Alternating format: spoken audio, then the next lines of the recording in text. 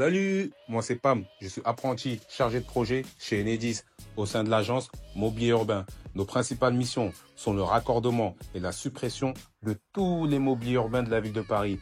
Exemple, bande Vélib, feu tricolore ou kiosque à journaux. La première phase de mon job se passe au bureau.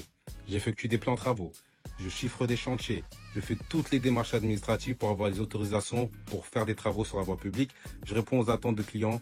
En gros, je gère une affaire, je suis un chef d'orchestre. Venez, on va demander à quelques personnes ce qu'elles pensent de moi. Alors Greg, t'en penses quoi de ton apprenti? T'es de la police? Non, tu vois, franchement, il donne confiance. Père de famille, vouloir changer de vie de professionnel. Ouais, Sagnac. Ah, ça c'est mon bon Greg. Merci. Ça fait plaisir. Non, mais il est bien. Mara est un alternant très investi.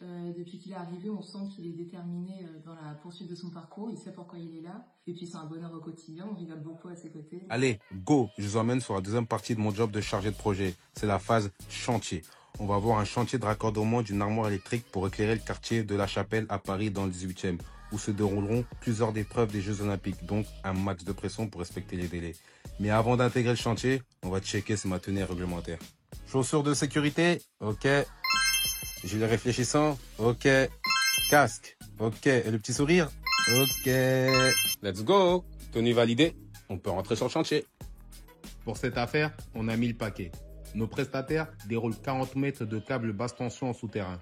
En gros, l'idée, c'est simple. On passe le câble dans le fourreau d'un point A et on le récupère au niveau de l'emplacement du futur coffret électrique.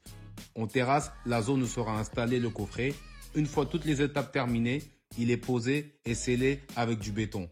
Et on n'a plus qu'à attendre l'électricien pour effectuer le câblage électrique. Après une grosse matinée de travail, rien de mieux qu'un bon couscous pour être en forme pour attaquer l'après-midi. Few minutes later. L'entreprise, c'est cool, mais l'alternance, c'est pas que ça. C'est aussi l'école. C'est au lycée Raspail que je passe mon BTS électrotechnique. Le rythme est assez dense car on doit terminer le programme avec 2 fois moins de temps que les étudiants qui le passent en initiale. Mais bon, pas de panique, ça va le faire. Aujourd'hui, j'en suis à ma 3e année d'études en alternance. J'ai un parcours assez atypique. J'ai repris, ou plutôt commencé mes études à 26 ans, car je suis pas allé très loin étant plus jeune. Reprendre mes études a sans doute été la meilleure décision de ma vie. Et sans l'alternance, cela n'aura pas été possible.